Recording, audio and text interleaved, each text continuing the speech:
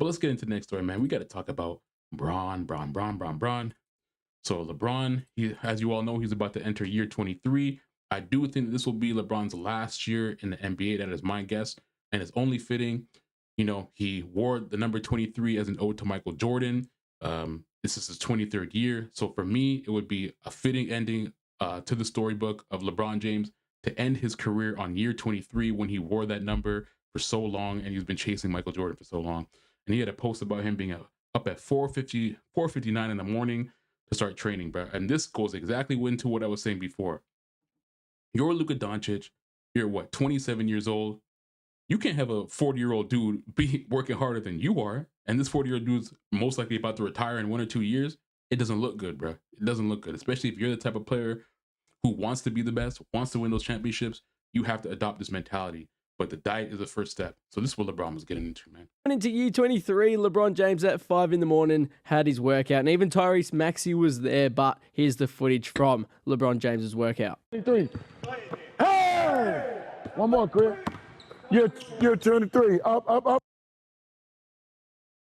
Imagine being able to build anything just by thinking about it. Meet Base 44. Up. Ah! TTP, B. Right here. There you go. I'm here. Coming one. Good. There it is, Corey. Go ahead. I ain't gonna lie, bro. The fact that he's still able to do this at his age is absolutely nothing short of phenomenal, bro. This guy looks completely lean. It's like there's no body fat on his body at all. Yeah. Straight line in. Good. Yep. 3, 2, 1. Good. Watch it. Corey, switch that. There you go. Good hit. Go ahead. Yeah. Set that up. I ain't gonna lie. In terms of just like absolute physique and shape, I think the two athletes, and y'all can get in the chat and ask me or combat this or whatever like that. LeBron and Ronaldo got to be the two oldest athletes who are in the best physique I've ever seen in my entire life, bro. Like these two guys to be this old and to have the physique that they have is just absolutely incredible. Absolutely incredible. I don't know if there's any two athletes outside of these guys who have the physique that they have, bro. Like, up, screen, switch, crazy, bro. Like, got it. This dude is 40. If I put a blind test on this and then you didn't know who this was and I told you he was 40 years old, you'd be like, nah. Steroids? Undercourt. He got him right. Hang out. 2. Shot. Switch. Good. Boom. There you go, B. Good pickup. There it is. Corey, switch. Great. There you go. Good footwork. Where's Bronny at, man? How come he's practicing without Bronny? See that Bronny, bro. If you want to be a better player, you got to be up at 4:59 with your dad, bro. You got to be carpooling with your dad to go to work, man. What are you doing, Bronny? Good, B. Good switch. Oh, I got it. There you go. Anyways, but that's what LeBron be doing in the summer. And there's also some other stuff that came out as well too. So there was a picture of LeBron with Nikola Jokic's agent here, and LeBron, Maverick Carter, which is one of LeBron's business partners. This is Nikola Jokic's agent right here. And it sparked a lot of rumors between, oh man, you know, is the Lakers trying to potentially have a future where they try to trade for Nikola Jokic, you know what I mean? Or like, especially if LeBron potentially is going to be leaving at a certain time in the future, we might want to replace LeBron with Nikola Jokic, right? Like a tandem of Nikola Jokic and Luka Doncic together would be pretty close to unstoppable in the NBA. Let's be honest, bro. Nikola Jokic and Luka Doncic on the same team would be unstoppable. The fact that they're also both Eastern European, like their cultures are pretty similar together too. So, you know, they would probably mesh well as well culturally. And then to have these two of the best players ever, you know, on the Los Angeles Lakers. The Los Angeles Lakers obviously are the city of stars. I personally think that's something that Nikola Jokic wouldn't want to do, because I don't think Nikola Jokic gives a fuck about the spotlight like that. But it's interesting here. But supposedly it wasn't about Nikola Jokic getting traded to the Lakers. Supposedly it's about a new global sports league that they're heading together. So we're going to get into this right now. So LeBron James and business partner reportedly meet with league top European agent about a new $5 billion basketball league. And I don't know what this basketball league is about, but we're going to find out right now. Sometimes it's a lot more to Instagram post than meets the eye, even when that post already contains LeBron James and the European agent of Nikola Jokic. A post from Misko Radnatovic. I know all the Croatian and Serbian names end with ich, but yo, excuse me if I butcher that name. described by Eurohoops as the biggest agent in Europe, showed him meeting with Los Angeles Lakers star and his longtime business partner Maverick Carter with the caption, "Summer of 2025 is the perfect time to make big plans, for the fall of 2026." There was plenty of speculation about what this meant after it popped up on Saturday.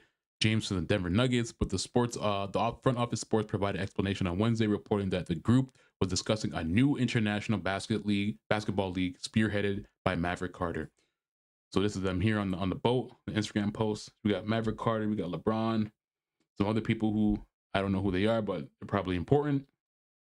But LeBron is making moves, man. So I don't know much about this basketball league here, but I should be getting into it here. So this international league has been in the work for months, with Bloomberg reporting in January that Carter was advising a group of investors seeking to raise $5 billion for a league that could rival the NBA. And this is kind of interesting too. The fact that LeBron is about to retire and him and his business partner are actively recruiting investors for a league that's supposed to rival the NBA. And it seems like there's a lot of leagues popping up that are going to be at odds with the NBA. Obviously, we have the league with Ice Cube already. What's they called? The Big Three. You know what I mean? The one that what's his place? The former Miami Heat guy plays in. I'm blanking on his name. I can't forget his name right now. Michael Beasley. Yeah, Michael Beasley is like the star for that league. Michael Beasley be going crazy over there. But it looks like there's a new league here that's rival the NBA. So what would this international basketball league look like? Per the Financial Times, investors including the Singaporean government. God damn, they getting entire governments investing in this. The Saudi Arabian Sovereign Wealth Fund. Oh my God, bro. They're going for all the big money. And the Macau casino operator. Oh my God, bro. They're getting all. So if y'all don't know, Macau is in China. It's like an autonomous region. But it's kind of like the Las Vegas of China is what Macau is. So for a Macauan casino operator to be investing in this, the Saudi Arabian Wealth Fund, the Saudi Arabian Wealth Fund just loves buying and investing into sports. That's just what they do. The structure of the league will reportedly consist of 6 men's teams and 6 women's teams, touring across 8 host cities around the world. Where it gets interest is that the players will reportedly receive equity in the new league, but won't be able to continue competing in the NBA if they sign up. There are similar efforts to set up a new league in different sports. The unrivaled league in women's basketball has also lured the world's top players with the promise of equity, as many cases multiplying WNBA salaries, but still allows them to compete in the WNBA. Of course, in the other direction, LIV Golf tours internationally has enticed many big names to leave the incumbent PGA Tour. So yeah, man.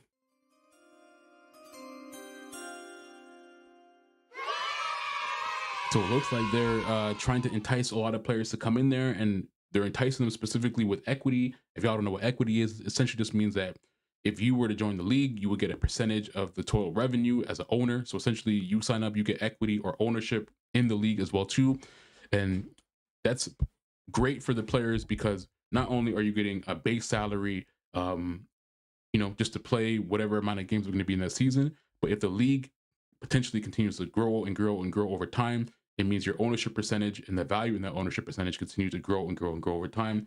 Bruh, it's all about net worth. That's what's the most important thing, bruh. Fuck how much money you got. It's all about net worth. So these players are starting to realize that, bruh, having an NBA salary is nice, but having ownership in the team or in the league is even better. So this is what the team is this league is trying to entice people with. And it looks like what they're trying to do right now is they're trying to adopt like a F1 style of the league, right? So if y'all don't know anything about Formula 1 or F1, essentially it's race cars, like the pinnacle of race car. Maybe not in terms of like technicality or anything like that, but in terms of like the spectacle and the popularity is definitely the most popular racing racing type in the entire world. There's like obviously other types of race and stuff like that, but Formula 1 is by far the most popular and the most expensive. But in Formula 1, they race all around the world. So there's like, I believe 23 to 26 races every single year, and they race all around the world, which makes it a global sport, right? So the problem with the NBA and a lot of American leagues is that they're only specific to America. And eventually you reach a point where you want to branch out. You want to get everybody in the world involved in the sport, because that's how you grow it and that's how you make the most money, bro.